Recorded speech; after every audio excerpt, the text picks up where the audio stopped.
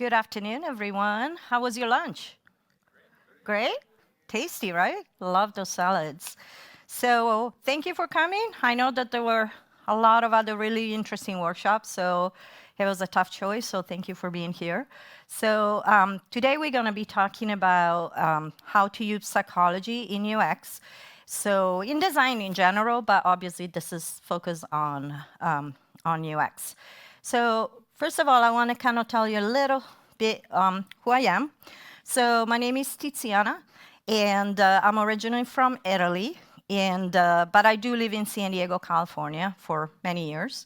I am a UX psychology interaction design consultant. I also am an adjunct professor, mentor, and speaker. But most importantly, I'm very passionate about design, psychology, and especially ethical design.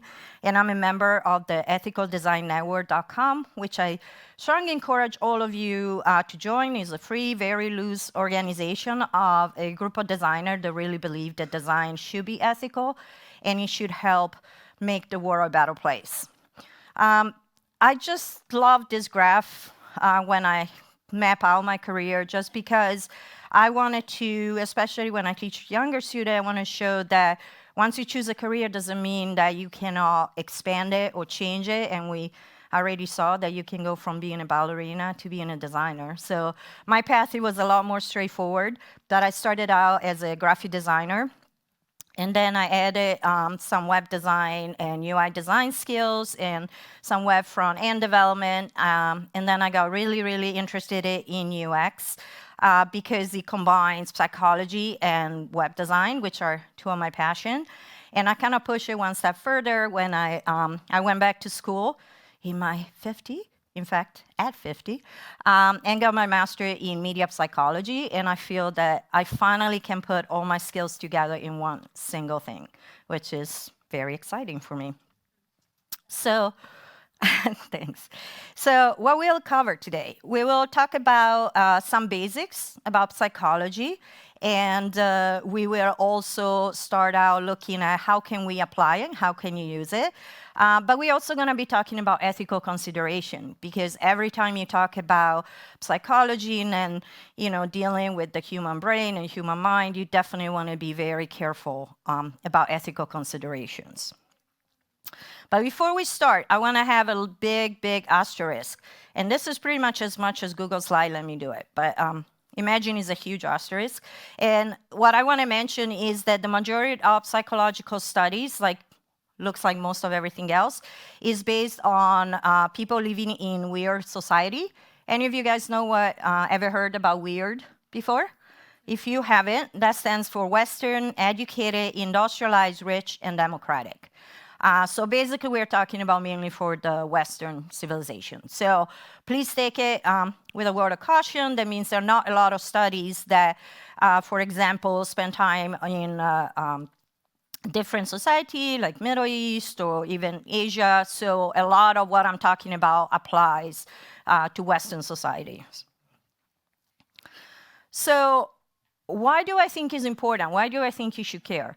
Well, I feel that you all design for humans, unless you're working for AI, which is also used by humans.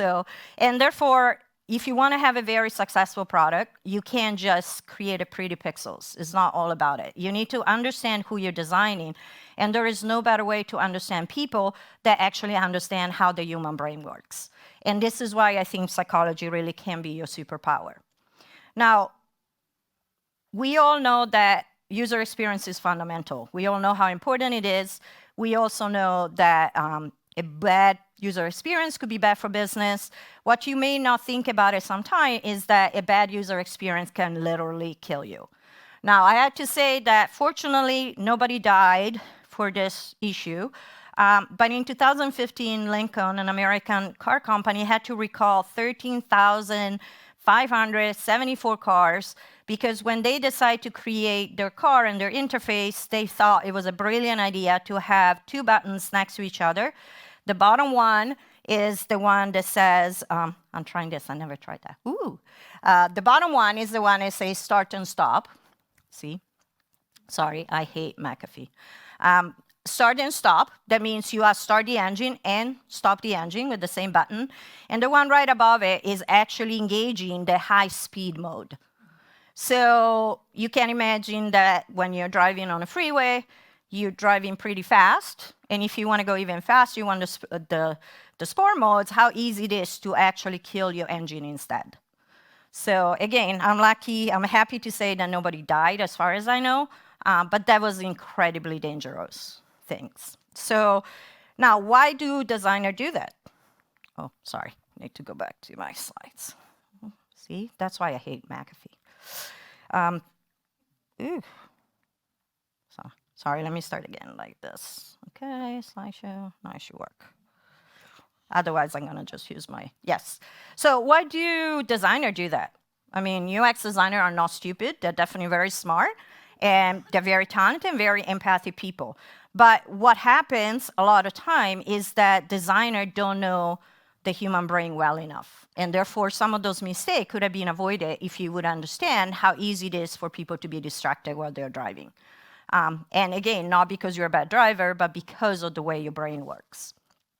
So when I talk about psychology, a lot of people kind of look at me terrified just because psychology is such a huge field. And there are so many subcategories, and everybody thinks you have to go back to college, you have to get a PhD. But this is fortunately not true. Even though there are so many different flavors of psychology, the good news is you don't need all of them. And there is 4 particular branches I think are particularly important when we're talking about design and psychology. Those branches will be cognitive psychology, which means you study what people do when they're making decisions and how they think. Behavioral psychology, the study of how people actually behave. Social psychology, which study how people are influenced with each other and how they interact with one another. And media psychology, that studies how people interact, deal, influence media, and vice versa. So at the intersection of those 4 fields is where I feel I'm standing. And I know it's probably not a perfectly geometric Venn diagram, so I apologize to Venn diagrams, but I tried. So why should you care? Now, of course, you should care because you're a nice person, and you want to make sure your user, customers, partners, whatever you want to call it, they're happy. But even if you're not, it's important because psychology will give you a framework to understand how people react to your design, how people will behave with your design, and even predict how they will behave in the future. It gives you insights on how the human brain deals with different design elements. And I'm sorry to break it to you, even though individual may be unique, human brain is pretty much the same. And in fact, people are predictable. Once again, big asterisk on talking about Western society. I don't know enough of other society, okay? So that doesn't mean you're not special. You're just special like everybody else. And there's one more reason, right? I even found a picture of euros. How cool is that? Most companies want to make money. And so just like we were talking about, accessibility is a huge market. Making sure you have a really good user experience is also a good market. And you're going to make a lot of money if you can really understand your customers. So hopefully that convinced you why. Now, let's talk about the biggest myth about people. Now, it's not the fact that humans love to go to the gym every day and be in shape. That's not the biggest myth. I think we all know is not true. But the biggest myth about people is that humans are logical beings. Now, this is not something like common knowledge for a very, very long time. In fact, till very recently, most people thought that humans make decisions only based on pros and cons. So they were thinking about what's good, what's bad, they will pick the best solution, right? And with that, the corollary was that humans, therefore, are never influenced by emotion when they're making decisions, and humans love choice. The more, the better. And the final one, the one I really love, is that we as an individual are absolutely not affected by biases, but everybody else is.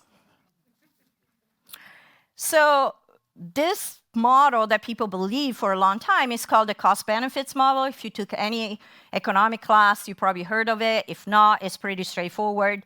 Cost benefit, you kind of make in the, you check what's good, what's bad, and then you choose the most advantageous option for you, right? How many of you think that that's how you make decisions? Oh, good. I'm so glad you don't. So, but surprisingly enough, that was kind of the, sometimes called the Homo economicus. It was the model that was in vogue till probably the early 90s, right?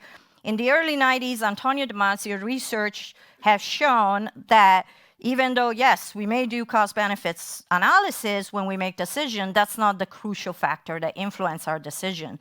And he demonstrated that emotion plays a huge role in how we make decision. So how did he find out about it? Well, he was studying some patients that had a damage in the part of the brain that is responsible for emotions.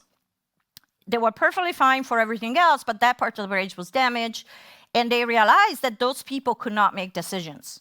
You're asking what restaurant you think, but make it less defensive. See?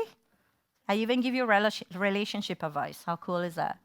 So, but learn more, because we need more designers that understand how the human brain works, besides being amazing, talented creatives. So, all right, you're welcome. Thank you.